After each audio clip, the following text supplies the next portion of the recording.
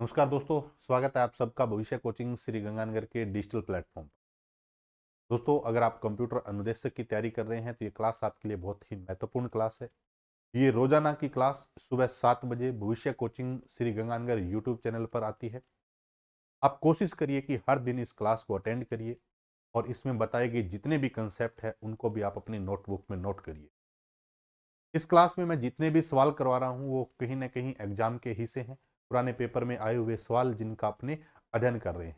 हमने सबसे पहले डीबीएमएस को स्टार्ट किया और डीबीएमएस से संबंधित जितने भी हमारे सामने सवाल है उनको हल करने की कोशिश करेंगे। तो जितने भी साथी मेरे लाइव बैठे हैं, क्लास को लाइक कर दीजिए, अपने दोस्तों के साथ कर दीजिएगा शेयर। मैं इस क्लास में कोशिश करता हूं कि आपका टाइम बिल्कुल भी जाया न करके डायरेक्ट हम पॉइंट पर बात करें। आज है 3 तारीख और अपनी क्लास है 3 नंबर। हमने एक नई शुरुआत की है नए साल पर कि रोजाना सुबह मैं 7 बजे आपको एक सवाल और उस पर आधारित जितने भी कंसेप्ट है वो सारे के सारे क्लियर करवाने की कोशिश करूंगा। आपसे इतनी सी रिक्वेस्ट है कि चैनल पे नए हैं तो चैनल को सब्सक्राइब करना न भूलिएगा और अपने दोस्तों के साथ शेयर भी करिएगा। और अगर आपके पास समय है तो आप इन कंसेप्ट को अपनी नोटबुक में जरूर लिखिए, ताकि आने वाले किसी भी एग्जाम में अगर आप जाएं तो आपको कहीं भी किसी भी प्रकार की कोई परेशानी न फेस करनी पड़े। इसलिए थोड़ा सा अध्ययन कर लीजिए। देखो, साल तो बदल गया, लेकिन थोड़ा अपने आप में चेंज कर ले कि जितना अध्ययन आप कर रहे हो बहुत बेहतर तरीके से पढ़ रहे हैं, लेकिन थोड़ा सा अगर इसमें चेंज कर लिया जाए और उसको सिस्टमेटिक तरीके से कर लिया जाए तो मुझे लगता है कि ये साल 2025 भर्तियों वाला साल है और इसमें कहीं ना कहीं हमारी जो मनोकामना है वो पूरी होगी। हम जिस सपने को देख रहे हैं वो हमारा सपना क्या होगा, साकार होगा। इसी के साथ अपने स्टार्ट करते हैं आज के सेशन को। और आज अपनी क्लास नंबर कौन सी होने जा रही है दोस्तों? 3 नंबर क्लास होने जा रही है। 3 तारीख है, 3 नंबर क्लास है। ये रोजाना सुबह 7 बजे क्लास आती है। मेरी सिर्फ आप सबसे इतनी सी रिक्वेस्ट है कि क्लास आए तो आप शेयर कर दीजिएगा और लगाइएगा भी अच्छे तरीके से। तो ये जो सीरीज चल रही है अपनी, वो चल रही है दोस्तों सिलेक्शन वाली क्लास सीरीज के नाम से है। और आज का सवाल ये रहा आपकी स्क्रीन पर। Given the basics of basic ER and relational model. आपको दो मॉडल के बारे में कुछ बातें दी गई है, ईआर के बारे में और रिलेशनल मॉडल के बारे में। Which of the following is incorrect. आपको बताना है कि कौन सा इनमें इनकरेक्ट है। देखो, ये गेट 2012 में पूछा गया सवाल है कि दो आपके सामने मॉडल है, एक ईआर मॉडल है और एक आपके पास आरडीबीएमएस है जिसको रिलेशनल मॉडल कहते हैं। इस पर आधारित कुछ स्टेटमेंट हमें दिए गए हैं और उन स्टेटमेंट के आधार पर आपको यह बताना है कि कौन सा स्टेटमेंट इनकरेक्ट है।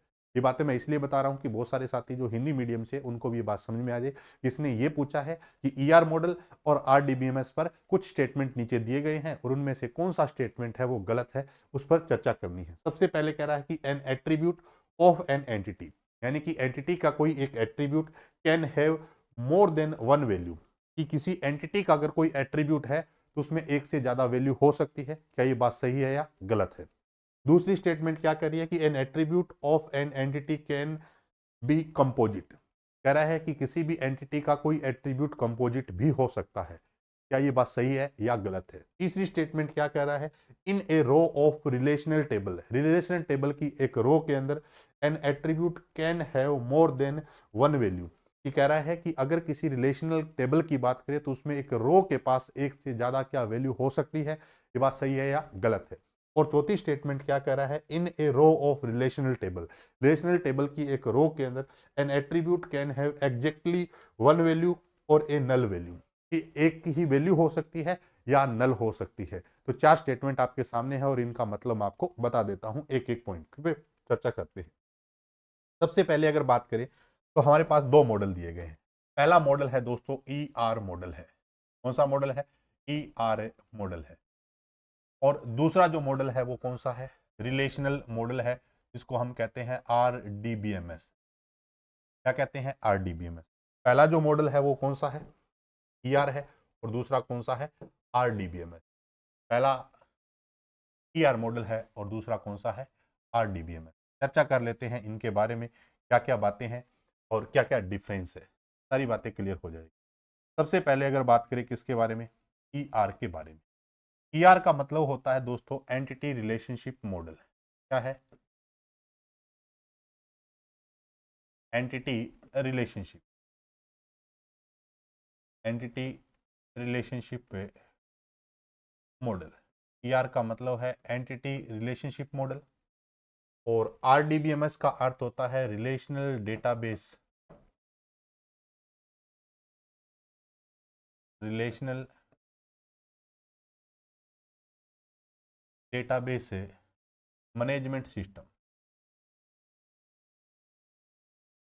मैनेजमेंट सिस्टम, सिस्टम को मैंने शॉर्ट में लिख दिया SYS सिस्टम। बात करें ईआर मॉडल की, किसकी बात करें? ईआर की। तो ईआर का मतलब है entity relationship model. ER model को जो बनाया गया था, अगर आपसे कोई पूछे जनक कौन है, तो लास्ट क्लास में भी अपनों ने चर्चा की थी, पीटर चेन है। कौन है? पीटर चेन है।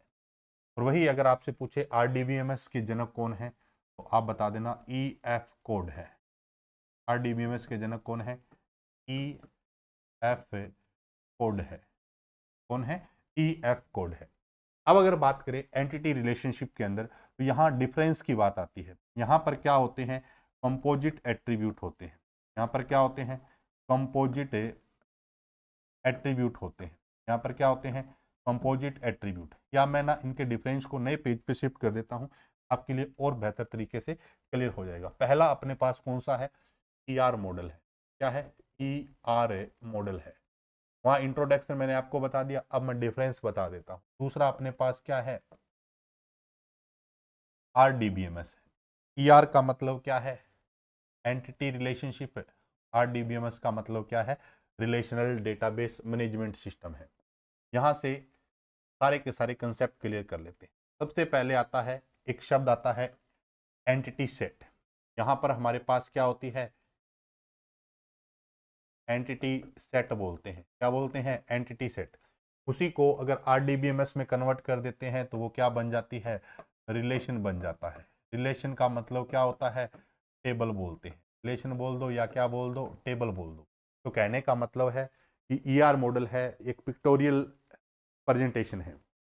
पिक्टोरियल प्रेजेंटेशन में हम क्या करते हैं कि सारी की सारी इंफॉर्मेशन जितनी भी है, कि अगर आपने टेबल बनानी है तो उसमें कितने एट्रीब्यूट होने चाहिए, कौन कौन से एट्रीब्यूट में कौन कौन सी वैल्यू होनी चाहिए, ये सारी चीज़ हम ER में बना लेते हैं। जब ER हमारा कंप्लीट हो जाता है तो उसको हम रिलेशनल डेटाबेस मॉडल में जब हम कन्वर्ट करते हैं, तो जो ER में हमारी एंटिटी सेट होते हैं उनकी हम क्या बना लेते हैं? टेबल बना लेते हैं। क्या बना लेते हैं? टेबल बना लेते हैं। जब ER की बात करें तो ER में हमारे पास क्या होता है? एक होता है की एट्रीब्यूट। लास्ट क्लास अगर आपने लगाई है तो अच्छे तरीके से क्लियर हो गया होगा कि की एट्रीब्यूट को एलिप्स में अंडरलाइन से दर्शाते हैं। जो की एट्रीब्यूट की बात करते हैं वो हमारे पास RDBMS में क्या बन जाती है दोस्तों? प्राइमरी की होती है। क्या होती है? प्राइमरी की है। आगे की क्लासेज में मैं की कंसेप्ट भी पूरा आपको बता दूंगा। अब अगर बात करें ER मॉडल में, तो हमारे पास क्या होती है? एक होती है एंटिटी। एक एंटिटी होता है, एक एंटिटी सेट होता है। जो हमारी एंटिटी होती है ER मॉडल में, वो RDBMS में क्या बन जाती है? टपल बन जाती है। टपल बोल दो या रो बोल दो, टपल बोल दो, रो बोल दो या रिकॉर्ड बोल दो, एक ही बात है। तो एक डिफरेंस मैंने आपको बताया है कि जब आप ER की बात करें तो ER का मतलब एंटिटी रिलेशनशिप मॉडल होता है। RDBMS की बात करें तो रिलेशनल डेटाबेस मैनेजमेंट सिस्टम होता है। ER मॉडल पीटर चेन ने बनाया था। RDBMS की बात करें तो EF कोड ने बनाया था। हमने डिफरेंस देखा कि जो यहाँ पर एंटिटी सेट होता है, इधर वो टेबल बन जाता है। ये हमारे पास की एट्रीब्यूट होता है, वो इधर प्राइमरी की बन जाता है। इधर हमारे पास जितनी भी एंटिटी होती है वो हमारे RDBMS में क्या बन जाती है? टपल, या हम क्या बोलते हैं? रो बन जाती है। अब अगर बात करें इसके अलावा और क्या डिफरेंस आता है, तीसरा हमारे पास पॉइंट, केवल मैं डिफरेंस ही बता रहा हूं आपको। डिफरेंस के आधार पर जो सवाल था वो आपका अच्छे तरीके से क्या हो जाएगा? क्लियर हो जाएगा। ER मॉडल और दूसरा अपने पास क्या है? RDBMS है। क्या है? RDBMS है। यहां पर अगर बात करें ER और RDBMS में, पीछे मैंने ER और RDBMS के बारे में सारी बातें बताई। अब यहां पर कुछ और इनके की डिफरेंस है, उन पर अपन बात कर लेते हैं। ER मॉडल की अगर बात करें दोस्तों, किसकी बात करें? ER मॉडल की। तो ER मॉडल के पास कंपोजिट एट्रीब्यूट होते हैं। ER मॉडल में क्या होते हैं? कंपोजिट एट्रीब्यूट होते हैं। कंपोजिट एट्रीब्यूट होते हैं। सर कंपोजिट एट्रीब्यूट का मतलब क्या होता है?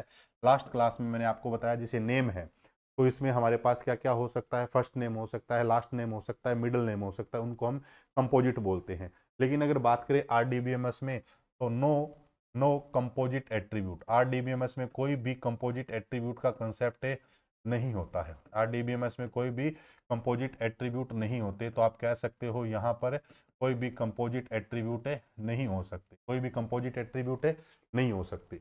जो ईआर मॉडल है ये मल्टी वैल्यू एट्रीब्यूट भी होते हैं। यहाँ पर क्या होते हैं, मल्टी वैल्यूड एट्रीब्यूट भी होते हैं, मल्टी वैल्यूड एट्रीब्यूट भी होते हैं। लेकिन अगर दोस्तों बात करें किसकी, आरडीबीएमएस की, तो आप बता देना नो, ये नो शब्द है भी, no multi value attribute, no multi value, no multi value attribute.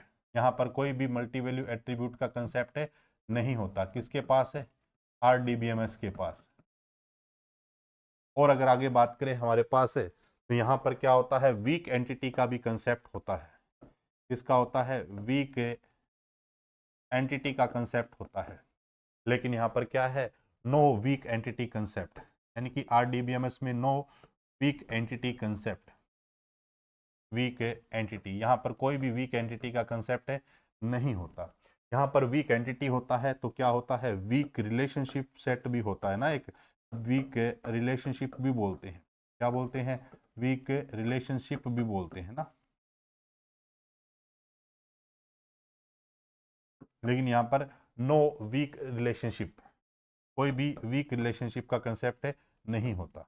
No week relationship की बात करें तो ये हमारे पास डिफरेंस की बात हो रही है किस किस के बीच में, ईआर और आरडीबीएमएस के बीच में। वापस बता देता हूं, हमसे पूछा गया कि ईआर और आरडीबीएमएस पर चर्चा करो, चर्चा करें तो कुछ कंसेप्ट दिए गए, स्टेटमेंट दी गई, वो सही है गलत है वो बताने से पहले मैंने आपको बता दिया कि ईआर एंटिटी रिलेशनशिप होता है, आरडीबीएमएस रिलेशनल डेटाबेस मैनेजमेंट। इसको पीटर चैन ने बना दिया था और ये ईएफ कोड ने बनाया। फिर मैंने कहा कि यहाँ पर जो एंटिटी सेट होता है वो रिलेशन बन जाता है, टेबल बन जाती है।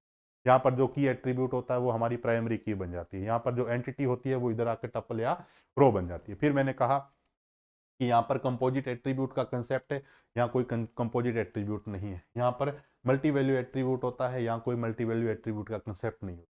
यहाँ वीक एंटिटी होती है, यहाँ कोई वीक एंटिटी सेट का कंसेप्ट है नहीं होता। और यहाँ पर वीक रिलेशनशिप होती है, यहाँ कोई वीक रिलेशनशिप का कंसेप्ट नहीं होता। एक छोटा सा मैं आपको एग्जाम्पल आपको और बता देता हूँ इसमें, ताकि और क्लियर हो जाए। मान लो मेरे पास क्या है, एक एंटिटी है। एंटिटी को रेक्टेंगल से बताते हैं, लास्ट क्लास में बताया था। एंटिटी है, इसमें मेरे पास क्या है, कुछ एट्रीब्यूट है। ये मेरे पास कोई एक एट्रीब्यूट है। एट्रीब्यूट को किससे बताते हैं, एलिप्स से बताते हैं। किससे बताते हैं, एलिप्स से बताते हैं। और ये हमारे पास क्या है, मल्टी वैल्यू एट्रीब्यूट है। क्या है, मल्टी वैल्यू एट्रीब्यूट है। ये हमारे पास क्या है, कंपोजिट एट्रीब्यूट। अब थोड़ा इसको देखें तो हमारे पास क्या है, सबसे पहले ये है, इस तरीके से है। ये हमारे पास क्या है, कंपोजिट एट्रीब्यूट है। ये बन गया आपके पास। ये कोई एंटिटी है E1, ये एंटिटी है क्या, E1 है।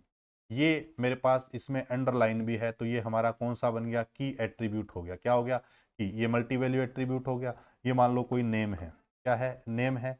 ये एफ नेम यानी कि फर्स्ट नेम लिख दिया। ये एम नेम यानी कि कोई मिडिल नेम की बात कर ले, या ये एल नेम यानी कि ये लास्ट नेम की बात कर लेते हैं। इसकी बात कर लेते हैं, लास्ट नेम की बात कर लेते हैं। तो ये हमारे पास क्या है, एक ईआर सिंपल सा मैंने बताया है। इसी को अगर आप बनाते हो किसमें, रिलेशनल में, तो हम क्या करेंगे, एंटिटी की एक टेबल बना देंगे।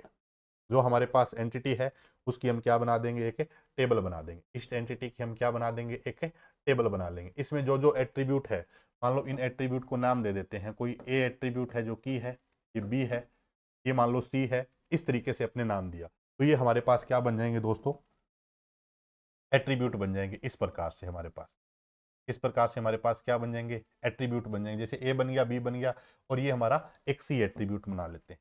क्या बना लेते हैं, सी एट्रीब्यूट। ये हमारे पास ए और बी और सी हो गया। तो इसको हम कहते हैं ईआर। क्या कहते हैं, ईआर। मैं अभी पूरा कन्वर्ट करना नहीं बता रहा आपको, मैं केवल और केवल बता रहा हूं। इसको हम क्या कहते हैं, रिलेशन कहते हैं। रिलेशन का मतलब क्या है, टेबल कहते हैं। अब यहाँ पर कुछ नियम होते हैं। नियम क्या कहता है, सबसे पहला नियम कहता है कि अगर आपके पास क्या है, कंपोजिट एट्रीब्यूट है। अगर आपके पास क्या है, कोई कंपोजिट एट्रीब्यूट है। अगर आपके पास कोई क्या है, कंपोजिट एट्रीब्यूट है। तो ईआर मॉडल में तो कंपोजिट एट्रीब्यूट का कंसेप्ट होता है, बिल्कुल सर होता है। अगर आपके पास कोई भी कंपोजिट एट्रीब्यूट है तो इन एट्रीब्यूट को आप कैसे चेंज करेंगे? हमारे पास सबसे पहले किसकी बात करें, कंपोजिट एट्रीब्यूट है, तो इसको हम कैसे करेंगे, set single component, set single component, set single component, ये सवाल भी पूछा गया है। हम क्या कर देंगे, उनको सिंगल कंपोनेंट सेट कर देंगे। अगर आप किस में हो, ईआर मॉडल में हो, तो ईआर में तो आपके पास वो क्या होगा, कंपोजिट। और जैसे ही आरडीबीएमएस में जाओगे, रिलेशन में जाओगे, तो उनको हम क्या कर देंगे, सिंगल सेट कंपोनेंट सेट कर देंगे। जैसे मेरे पास ये वाला कंपोजिट एट्रीब्यूट है, तो जो मेन एट्रीब्यूट है, मान लो ये नेम एट्रीब्यूट था, ये क्या था, नेम था, और इसको हमने सी नाम दे रखा है। मान लो ये एक नेम एट्रीब्यूट है, इसमें क्या है, एफ नेम, एम नेम और एल नेम है। हम क्या करेंगे, यहां पर आपके पास ऐसा बना हुआ है, ये यहां पर इस प्रकार से बना हुआ है, name, first name, middle name और लास्ट नेम। अब क्या करेंगे, जब आप इसको किस में लेके जाएंगे, आरडीबीएमएस में लेके जाएंगे, तो हम क्या करेंगे, जो मेन कंपोनेंट है इसको तो हटा देंगे, पहले हम क्या कर देंगे, सिंगल सिंगल सेट कर देंगे। तो जो हमारी टेबल बनेगी, जो हमारी क्या बनेगी, टेबल बनेगी दोस्तों, वो किस प्रकार से बनेगी, देखिए इसमें हम क्या करेंगे, इस तरीके से बना देंगे। पहला बना देंगे एफ नेम, फिर क्या बना देंगे, एम नेम, और फिर हम क्या बना देंगे, एल नेम, यानी कि लास्ट नेम, जो भी नाम हो, इसका मतलब नहीं है, ये टेबल बन गया। तो हमारे पास क्या है, ये कंपोजिट एट्रीब्यूट थे, और जैसे ही आप टेबल बनाएंगे तो इनको हम सिंगल कंपोनेंट में सेट कर देंगे। अब बात करें कि यहां पर पहले क्या था, नेम था, क्या था, नेम था, इसमें एफ नेम था, एम नेम था और एल नेम था। तो हमने इसको तो हटा ही दिया, इनको हमने क्या कर दिया, सेट कर दिया सिंगल कंपोनेंट। ये नियम है कि अगर आप किस में जाते हैं, कि ईआर मॉडल से आरडीबीएमएस में कन्वर्जन में जाते हैं, तो हम इसको इस तरीके से सेट कर देते हैं। तो हमारे पास क्या हुआ कि जितने भी कंपोजिट एट्रीब्यूट थे उनको हमने सिंगल कंपोनेंट में सेट कर दिया। तो ये कंसेप्ट था किसका, इस कंपोजिट का। अब अगर बात करें कि आपके पास कौन से एट्रीब्यूट है, ये मल्टी वैल्यूड एट्रीब्यूट है। दूसरा जो नियम होता है वो हमारे पास क्या है, मल्टी वैल्यू एट्रीब्यूट का है। इसकी बात कर लेते हैं, मल्टी वैल्यू एट्रीब्यूट की, मल्टी वैल्यूड एट्रीब्यूट की बात करें। मल्टी वैल्यूड एट्रीब्यूट का कंसेप्ट आरडीबीएमएस में तो नहीं है, लेकिन किसके पास है, ईआर मॉडल के पास है। मल्टी वैल्यू कंसेप्ट की बात करें तो हम इसको कैसे करते हैं, जैसे मान लो आपके पास कोई भी ये इस तरीके से मल्टी वैल्यू एट्रीब्यूट है। ये पीछे वाले में हमने देखा, ये हमारे पास क्या है, ए है, और ये मल्टी वैल्यूड एट्रीब्यूट है। अब जो मल्टी वैल्यू एट्रीब्यूट होते हैं उनको हम क्या करते हैं, इसकी दो टेबल बनानी पड़ती है। कितनी टेबल बनानी पड़ती है, दो टेबल बनानी पड़ती है। ध्यान देना, जब आपके पास मल्टी वैल्यू एट्रीब्यूट हो तो इसकी दो टेबल बन जाती है।